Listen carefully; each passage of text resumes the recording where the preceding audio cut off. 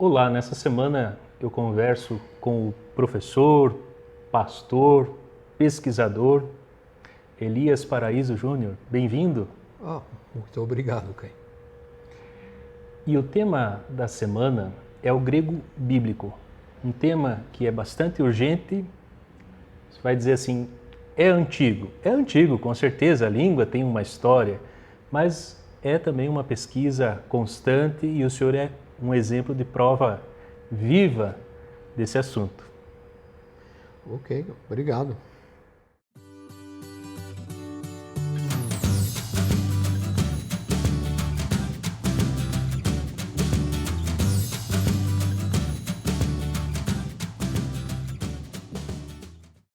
A primeira pergunta que eu gostaria de fazer ao senhor é justamente sobre a diferença entre o grego bíblico e o grego como uma língua, uma cultura, uma expressão popular que vem desde a antiguidade, desde a formação do povo que nós conhecemos como os gregos. Pois bem, Caio, a questão do grego bíblico, esse é um dos termos que eu tenho um pouco de restrição com relação a ele. Porque, na verdade, o que nós temos é a língua e a cultura grega por inteira, no decorrer das suas fases, nos seus séculos. E o grego bíblico é um recorte literário, ele está dentro desse ambiente. Nós temos primeiro um grego antigo, que é o linear B, anterior ao Homero, depois, antes ainda, linear A, um grego mais homérico. Depois nós temos a fase dos dialetos ali por Atenas, que é quinto século, quarto século, dialeto aiólico, ático, jônico, e cada escritor escreve em um desses dialetos. E por fim nós temos lá com Alexandre o Grande, conquistando todas as cidades-estados e fazendo aqueles homens lutarem juntos, ele acaba por fundir esses dialetos todos no próprio campo de batalha. E a partir de Alexandre, então, nós temos um grego que a gente chama de comum, de koiné. E esse grego é o grego onde a Bíblia vai estar inserida nessa fase da língua grega. É claro que existe toda uma literatura de entorno aí, Aristóteles está praticamente uma fase de transição entre o clássico e o koiné, e aí nós começamos uma fase literária secular na língua grega, em koiné, né, que se estende até 200, 300 anos depois de Cristo. E esse é o momento ali, anos 100, final de primeiro século, início de segundo século, é o momento dos textos bíblicos estarem surgindo aí. Aqui no Studium Teológico, que é onde eu dou aulas de grego e latim, nós usamos um método que procura levar os alunos para este tipo de ambiente multicultural. É complicado, seria como se nós ensinássemos, digamos assim, a língua portuguesa para estrangeiros baseado em uma Bíblia. Ele teria um recorte de língua extremamente limitado, né? Então, nós formamos os nossos alunos em um espectro bem mais amplo, né? Envolvidos na cultura clássica e, claro, com prioridade aos textos bíblicos. Este me parece o melhor ensino grego. Infelizmente, eu percebo que não é uma regra, digamos, na formação nacional. A maior parte dos métodos foca exclusivamente as escrituras. E eu tenho a impressão de que isso é um ponto falho de uma parte destes métodos. O método que nós usamos é um método que prioriza o Evangelho de João, os evangelhos de maneira geral, os textos, alguns textos das epístolas paulinas, mas não deixa de passar um pouquinho por Homero, por Platão, alguma coisa por Aristóteles, enfim. E nós partimos basicamente desse momento da koiné para trás. Essa é a nossa estratégia de ensino de grego. À medida que nós chegamos a níveis mais altos da língua, nós vamos para trás no tempo, vamos para os autores clássicos. Relacionando a Bíblia e o cristianismo, de modo geral, nós sabemos que existe uma questão tumultuada em relação à tradução desses livros. Existem aqueles que aceitam os livros que têm oficialmente origem na língua grega. Sim. O que o senhor teria a nos dizer aí em relação a essas situações? Caio, a questão da tradução bíblica, ela está também intimamente ligada à questão dos próprios textos originais. E pelo que eu percebo na tua pergunta, há um certo desejo em ouvir algo do próprio cânon bíblico, né? O cânon bíblico, ele é um daqueles assuntos que a gente tem no mundo teológico como emblemático. Na época de Jesus, por exemplo, nós tínhamos 3 cânons judaicos, né? Um cânon dos saduceus, que era a Torá, curtinha, um cânon mais elástico dos fariseus, que eram os 39 livros que hoje aparecem nas Bíblias protestantes, né? Ironicamente, a gente criticou tanto os fariseus e acabou, como protestantes, absorvendo o cânon deles através do Concílio de Jâmia, né? E nós temos um outro cânon que era a Septuaginta. O que a gente pode observar na época de Jesus é um uso sistemático e muito mais elastecido da Septuaginta em relação ao próprio texto hebraico.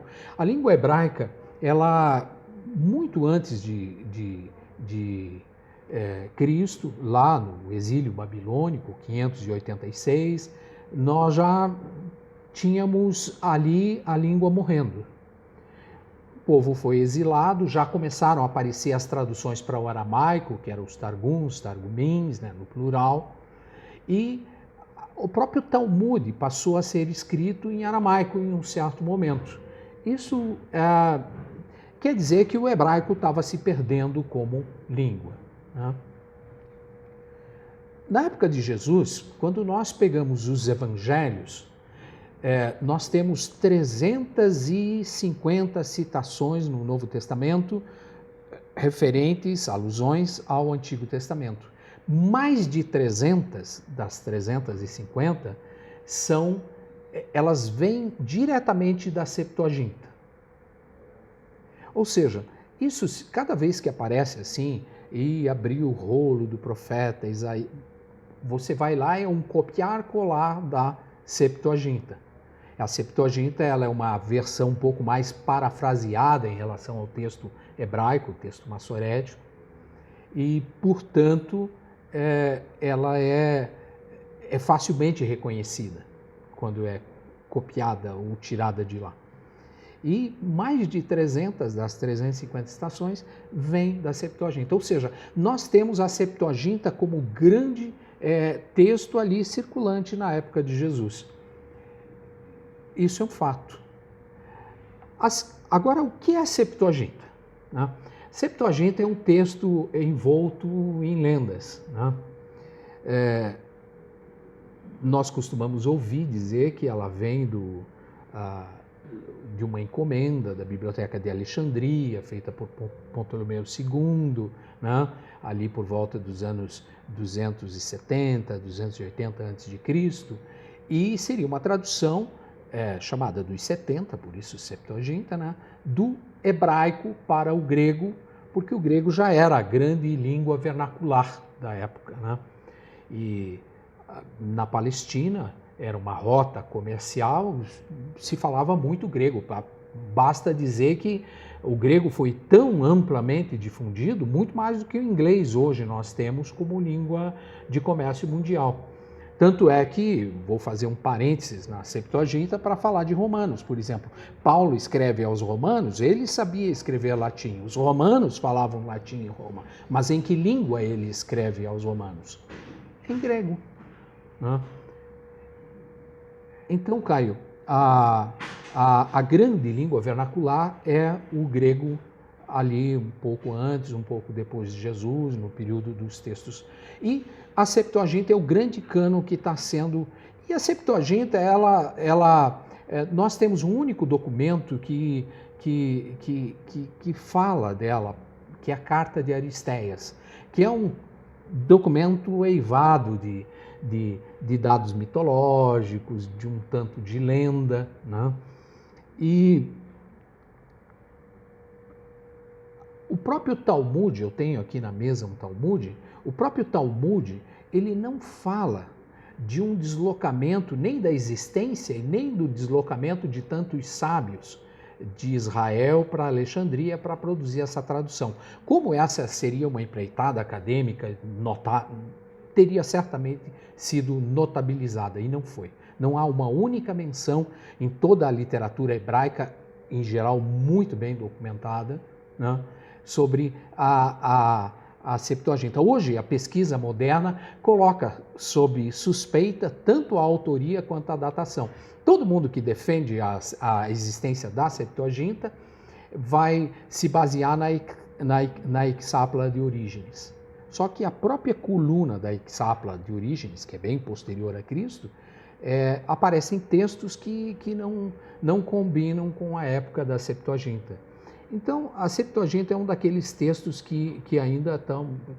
A pesquisa sobre ela permanece com muitos pontos abertos, né? Mas, de qualquer forma, ela existe como texto, se realmente foi em Alexandria ou não, em algum momento ela existiu e parece que ela era circulante na época de Jesus, né? A Septuaginta nos traz de cara um problema, Caio. A Septuaginta tem 53 livros, é o cânon dos ortodoxos para o Antigo Testamento, né? As igrejas ortodoxas usam, com pequenas variações, o cânon da Septuaginta. Os católicos usam o cânon da Vulgata, que são 46 livros, né? E nós, protestantes, usamos o cânon de Jâmia, que é o cânon que os judeus também usam na Bíblia hebraica, que são 39 livros. Ou seja, os ortodoxos estariam, a rigor, preservando a inteireza desse texto. Eu vejo também na questão da tradução bíblica uma outra polêmica, que os pesquisadores em geral têm se desviado dela.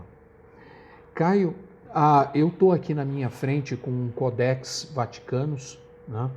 Ele é uma cópia, né, de um codex original. Depois podemos dar uma espiadinha em algum texto, se você desejar ver, né? Agora, este codex para o Antigo Testamento, ele é Septuaginta. Os outros dois codex que as sociedades bíblicas usam, que é o Codex Sinaíticos, descoberto na virada de 1800 para 1900 por Tischendorf, lá no museu no Monte Sinai, né? Também é Septuaginta para o Antigo Testamento, com alguma variação. Alguns têm o Salmo 151, o outro tem a oração de Manassés, mas em geral ele tem os 39 livros protestantes ou judeus, os 46 católicos e mais 7 ainda que formariam os 53 livros que os ortodoxos usam, né? E as igrejas ortodoxas usam assim, com essas variações. Para a parte do Novo Testamento, parece mais pacificado assim a questão do que é um cânon, né?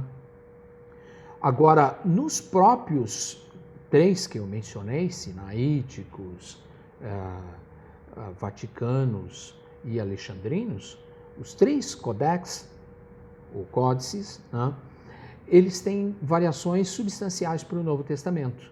Um deles traz a primeira e segunda epístola de São Clemente, né, as homílias de Clemente, como textos canônicos. Os outros 2 não trazem. Um deles, que é o Alexandrinos, tira os deuterocanônicos do Novo Testamento, que é o Apocalipse, as pastorais, aquelas epístolas mais ao final do texto do Novo Testamento. Os outros dois mantêm, né? Um deles traz o Pastor de Hermas e a Didaquê, que são textos... Enfim, o texto canônico, ele nunca foi batido o martelo sobre ele na antiguidade. A primeira vez que alguém delimitou de fato o cânon foi Lutero. Lutero disse não, cânon é este. Mas o próprio Lutero, que disse que o cânon é este, ainda ele teve algumas questões. Por exemplo, a Epístola de Tiago, Lutero não gostava muito da questão das obras e tinha alguma restrição. Então, Tiago ele chamou de Epístola de Palha. O outro reformador que seguiu Lutero na questão do cânon, que é Calvino, disse o Apocalipse mais atrapalha do que ajuda. Está escrito nas Institutas. Bom, a Igreja Católica também resolveu o seu cânon no Concílio de Trento, que é em 1546, 6 meses depois da morte de Lutero. Lá foi batido o martelo e dito o nosso cânon é esse. Mas, na verdade, nós temos cânons muito variados. Nós temos, por exemplo, o Evangelho de Tomé, que é o único evangelho pelo qual a Igreja Copta no Egito conhece Nosso Senhor, né? Pastor, o senhor falava há pouco sobre o Codex Vaticano. O que o senhor teria a nos exemplificar sobre ele? Olha, Caio, está aqui na mesa, né? É um das boas documentos que nós dispomos aqui nessa excelente biblioteca do Studium Teológico, né? E nós temos um codex, ele é uma cópia, evidentemente, né? Não é original, mas uma cópia de excelente qualidade, né? E que os nossos alunos podem cotejar, não pegar apenas o texto já editado em grego, com minúsculas, maiúsculas, sinais diacríticos, mas cotejarem um documento original. O documento original, ele é muito curioso, cara. Primeiro que ele é escrito, nós chamamos isso de uncial. Uncial é aquelas letras maiúsculas emendadas, sem divisão entre as palavras, ou seja, nós teríamos um tanto de letras por coluna, padrão, né? Isso, aliás, ajuda muito a gente fazer aqueles julgamentos de interpolação ou supressão nos textos, porque a gente percebe facilmente quando algo sobra ou quando algo falta, se você tem uma quantidade de letras relativamente padronizadas em uma coluna. O Codex Vaticano são 4 colunas, né? E ele apresenta algumas decorações, assim, ele é um texto que pela categoria da crítica textual, que é a ciência que estuda o valor dos textos, nós chamamos também de equidótica isso, né?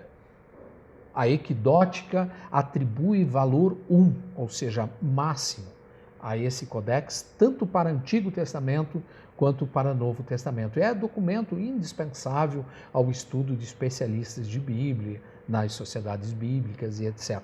Como você pode ver, ele é um documento em uncial, né? Em maiúsculas. Ele apresenta umas curiosidades, assim, né?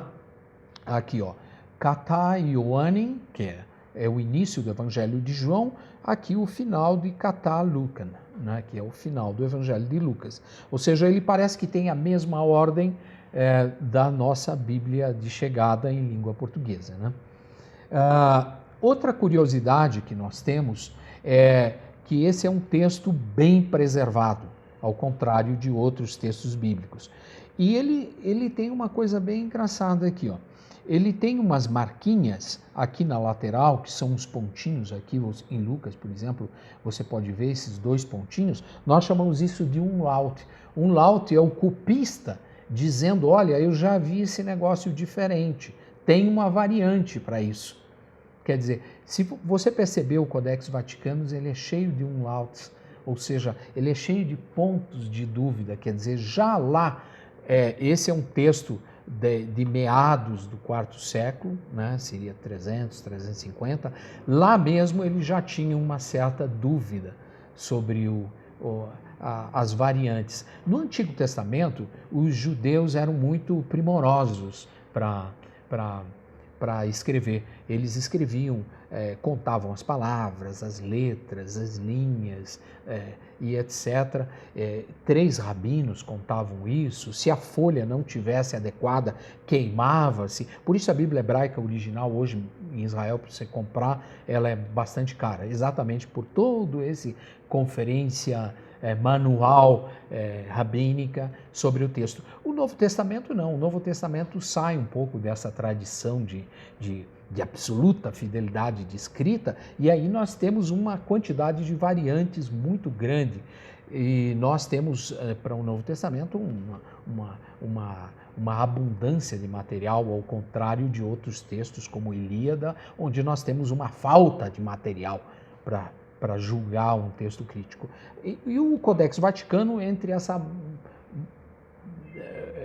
pluralidade de materiais antigos, ele é, sem dúvida, aí, junto com alexandrinos e sinaíticos, os mais importantes, né?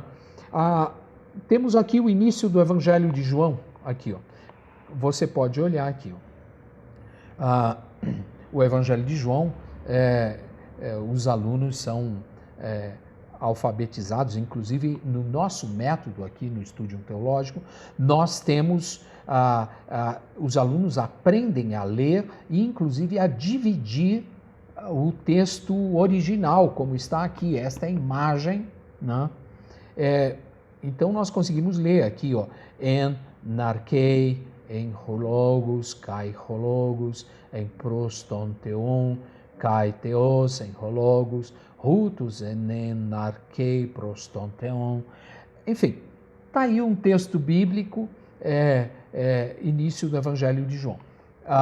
Esse texto tem o Novo Testamento completo e mais 2 epístolas que hoje nós a temos por apócrifas, né? Tá aí um exemplo do que nós fazemos aqui na prática no Studium Teológico. Essa pergunta sempre os alunos costumam fazer. Eles perguntam assim: se temos os textos prontos, já divididos, com vírgulas, sinais diacríticos, por que a gente precisa estudar um texto clássico, assim, sem ponto nem nada, que é difícil, né? Acontece que os pontos que existem nos textos já prontos e acabados, eles são são fruto de uma interpretação de algum filologista medieval. Esses pontos surgiram lá pelo século IX, X, XI, XII, por aí, né? E você sabe muito bem que se a gente muda a vírgula de um lugar para o outro, você pode mudar completamente o sentido dependendo do tipo de frase, né? Nós temos até aquela brincadeira que não é brincadeira, é um sermão do padre Antônio Vieira, que ele disse que Jesus não ressuscitou por conta de uma única vírgula, né? Não fora uma única vírgula, Jesus não teria ressuscitado. São palavras do sermão dele, ele usa o texto latino lá, resurrexit, vírgula, non est hic, quer dizer, ressuscitou, não está aqui. Se eu falar resurrexit, não, vírgula, est hic, Jesus não ressuscitou, está aqui. Então, o aluno, ele deve ir o quanto mais original possível o texto, melhor para o estudo teológico, porque o próprio aluno vai encontrar as variantes de vírgulas, de etc., né? E cotejar isso, evidentemente, com os textos críticos que as sociedades bíblicas produzem e os especialistas produzem.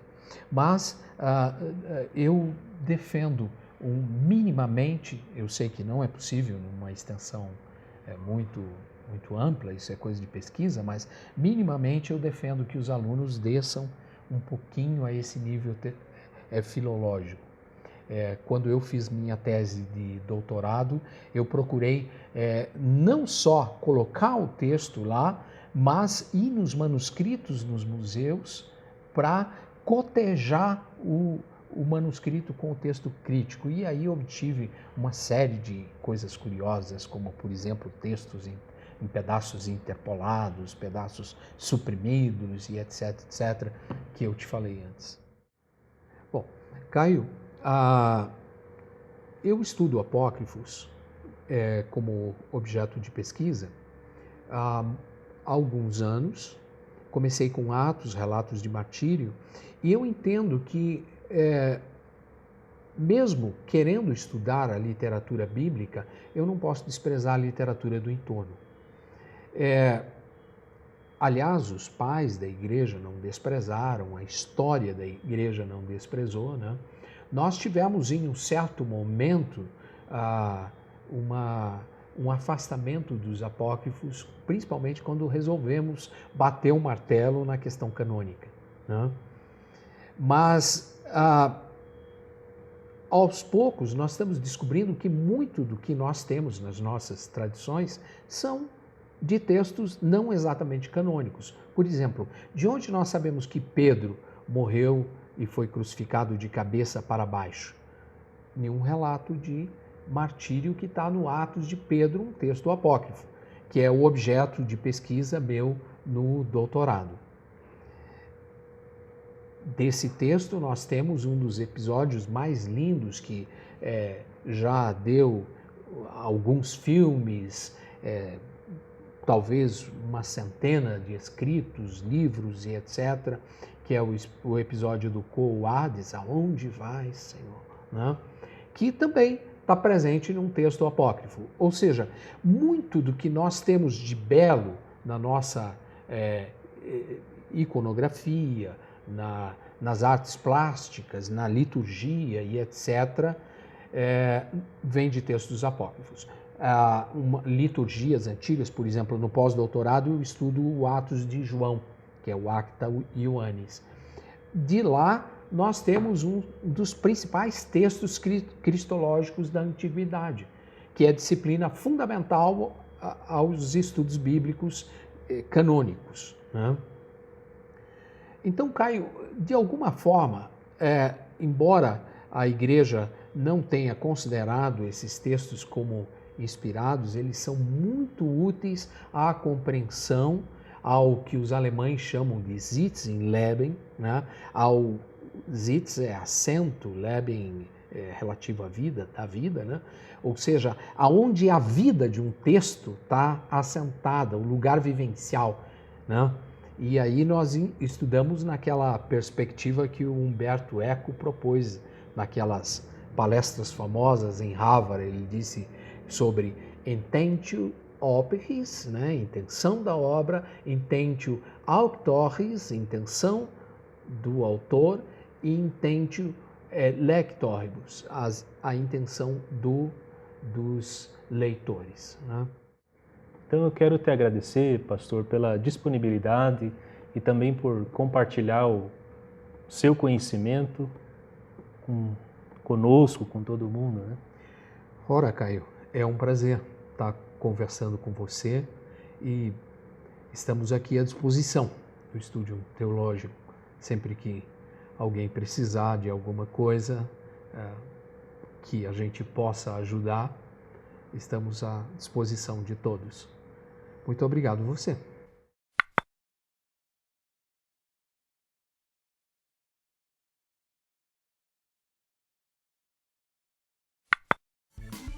Se você gostou desse vídeo, clique em gostei logo abaixo dele e ajude-nos a divulgá-lo. Aproveito para te convidar para acompanhar as próximas entrevistas que serão publicadas neste canal. Para acompanhá-las, clique na palavra inscreva-se que você vê aí na tela. Até mais!